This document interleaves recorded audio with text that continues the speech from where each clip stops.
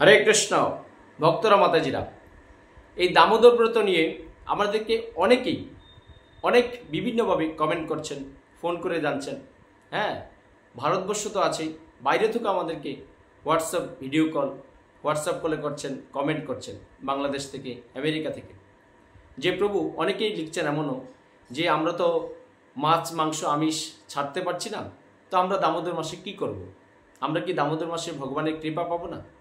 বা অনেকে বলছেন যে আমি তো দীক্ষা নেইনি, হ্যাঁ, তাহলে আমি কি এই দামোদর মাসে ভগবানের জন্য কোনো ব্রত করতে পারবো? তাই এরকম অসংখ্য প্রশ্ন, অসংখ্য দ্বন্দ্ব, অসংখ্য মনের ভাবনা চিন্তা, তাদের কথাগুলো পরিষ্কারভাবে উপস্থাপনা করার জন্যই আমি এই সুজিত প্রভুর সংক্ষিপ্ত চ্যানেলে উপস্থিত হয়েছি। আপনার নিষ্ঠার সাথে আজকে এই ভিডিওর কথাগুলো শ্রবণ করুন, আর আমার চ্যানেলটা সাবস্ক্রাইব করে রাখুন। আপনি বিশেষ বিশেষ কথাগুলো এই চ্যানেলে আপনি শ্রবণ করতে পারবেন। তাই এই যে দামোদর মাস আর কিন্তু বেশি দিন নেই, বা যারা নিয়ম কার্তিক মাস শুরু করেছেন, তো মাছ মাংস আমিষ খেয়েও আপনি দামোদর ব্রত করতে পারবেন, তাতে কোনো সন্দেহ নেই। যারা ভাবছেন জীবনে এখনো দীক্ষা নেননি, তারা চেষ্টা করবেন সদ্গুরুর মাধ্যমে দীক্ষা নিয়ে আপনার এই দুর্লভ মানব জীবনকে সার্থক যাতে করতে পারেন। আপনি যেন বা যথাযথ গুরুদেবের কাছ থেকে দীক্ষা নিলে আপনার কোনো জীবনেই সার্থক হবে না। তাই সদ্গুরু সমাজে বেছে নিতে পারবে, সেটা নিয়ে বিস্তারিত আলোচনা আমি পরে আসব।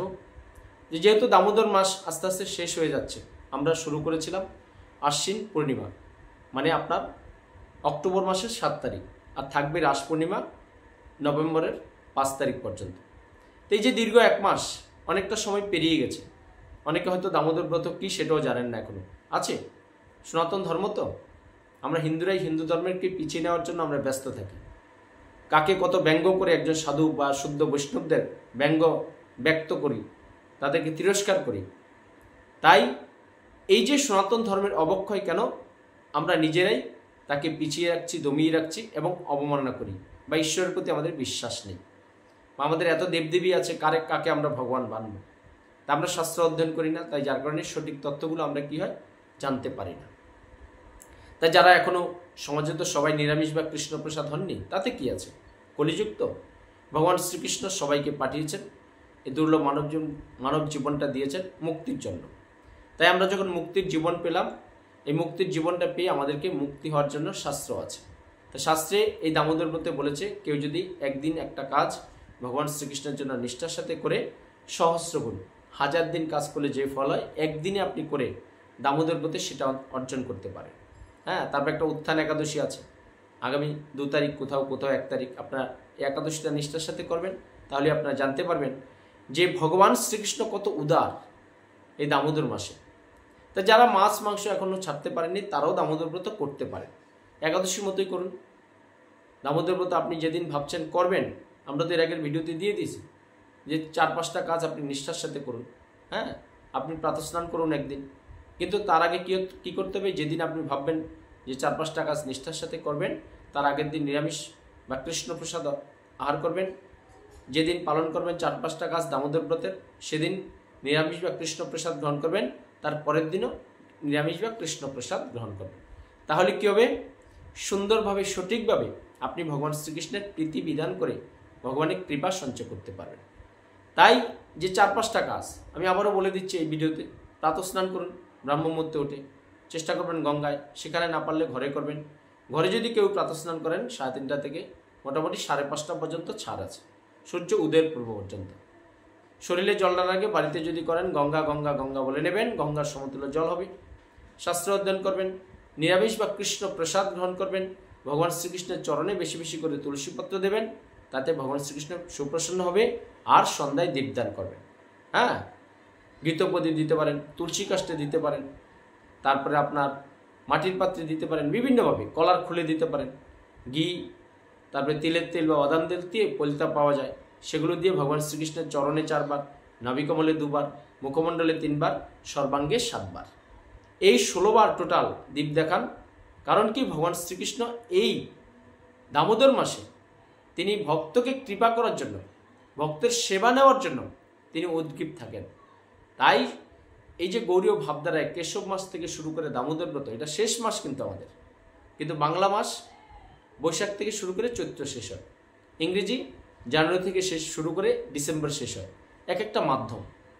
তাই দামোদর মাস হলো ভগবান শ্রীকৃষ্ণের অতীব প্রিয় মাস 12টা মাসের মধ্যে। কেন বলুন তো? যে এই মাসটায় মা যশোদা ছোটবেলায় ভগবান শ্রীকৃষ্ণ এত দুষ্ট ছিল, দামবন্ধন লীলা করেছেন। হ্যাঁ, দাম মানে দড়ি, উদর মানে কোমর, কোমরে বেঁধেছিলেন। কারণ কি? যে এই বিভিন্ন গোপীরা মা যশোদার কাছে বিভিন্ন ধরনের নালিশ করতেন। এবং একদিন ভগবান শ্রীকৃষ্ণ ছোটবেলায় এই বাড়িতে মা যখন উনুনে দুধের হাঁড়ি বসিয়েছেন আর এদিকে মা দধি মন্থন করছিলেন, তাই গোপাল ঘুম থেকে উঠে মাকে দেখতে না পেয়ে সে মা মা মা মা বলছে। তাই কি করেছে? মাকে, স্বাভাবিক কি হয়, আমরা বাচ্চারা যখন ঘুম থেকে উঠে মা মা করেই চিৎকার করে মায়ের দুধ পান করার জন্য। তাই মা দেখলো দধি মন্থন বন্ধ দিয়ে আবার উনুনের দিকে গেছে দুধের পজিশন কি আছে সেটা দেখতে। তাই গোপাল গেছে রেগে। রেগে কি করেছে? সে এই যে মাখন বানিয়েছিল মা এত কষ্ট করে ঘামার্ত শরীরে, সে বানরদের খাইয়ে দিচ্ছে। নিজের সব ফেলে দিচ্ছে রেগে গিয়ে। তাই মা তাকে কি করেছে? রেগে গিয়ে ধরতে চেয়েছে। আর গোপাল দৌড়াতে দৌড়াতে দৌড়াতে দৌড়াতে একসময় প্রচেষ্টায় ভগবান শ্রীকৃষ্ণ কিভাবে ধরা দেন? আপনার ঐকান্তিক প্রচেষ্টা থাকবে, তবেই ভগবান শ্রীকৃষ্ণ আপনাকে কৃপা করবে। এরকম দামবন্ধন, দামোদর লীলা অনেক মাহাত্ম্য আছে। তাই এই দামোদর লীলায়, তাই যেহেতু ভগবান শ্রীকৃষ্ণ তার এই স্নেহ রসের মাধ্যমে, যে 5টা রস আছে, দাস্য রস, সাক্ষ্য রস, বাৎসল্য রস, মধুর রস, শান্ত রস, তাই এই বাৎসল্য রসের মাধ্যমে ভগবান শ্রীকৃষ্ণ যখন ধরা পড়েছেন, এই জন্য তার এটা প্রিয় শ্রেষ্ঠ মাস, দামোদর মাস ভক্ত মাতাজিরা। তাই আপনারা আগামী 5 তারিখ পর্যন্ত দামোদর থাকবে। আপনি মাছ মাংস আমিষ খেয়েও এই দামোদর ব্রত করুন। একদিন প্রাতঃস্নান করুন, ভগবানের শাস্ত্রগুলো অধ্যয়ন করুন, গীতা পড়ুন, ভগবান শ্রীকৃষ্ণের চরণে তুলসীপত্র দিন, নিরামিষ আহার করুন, এবং সন্ধ্যার সময় প্রদীপ দেখান, দীপ দেখান ভগবানের উদ্দেশ্যে। তাহলে আপনি আপনার এই দুর্লভ মানব জীবনটা আপনার সার্থক করতে পারবেন। সবাই ভালো থাকুন, সুস্থ থাকুন। অনেক অনেক দ্বন্দ্ব আছে মনে, আমি দীক্ষা নিই, আমি কি দামোদর ব্রত করতে পারবো? অবশ্যই করতে পারবেন। আপনি মাছ মাংস খাচ্ছেন, তাতে কোনো অসুবিধা নেই।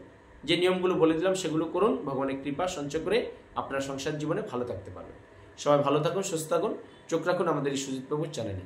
আর আজকে ভিডিওটা বন্ধু বান্ধব আত্মীয় স্বজন সবার মধ্যে একটু শেয়ার করে দিন, তাহলে আপনার বন্ধু বান্ধব আত্মীয় স্বজন সবাই জানতে পারবে। কারণ সমাজে তো এখনও সবাই পরিপূর্ণভাবে ভক্ত হয়নি, নিরামিষ আহার করেনি, কৃষ্ণ প্রসাদ গ্রহণ করেনি। মাছ মাংস খেয়েও তারা, তাদের মনের সন্দেহটা দূর হবে যে তারা দীপ দেখাতে পারবে, ভগবানের নাম জপ করতে পারবে, শাস্ত্র অধ্যয়ন করতে পারবে, প্রাতঃস্নান করতে পারবে দামোদর মাসে। সবাই ভালো থাকুন, সুস্থ থাকুন। হরে কৃষ্ণ।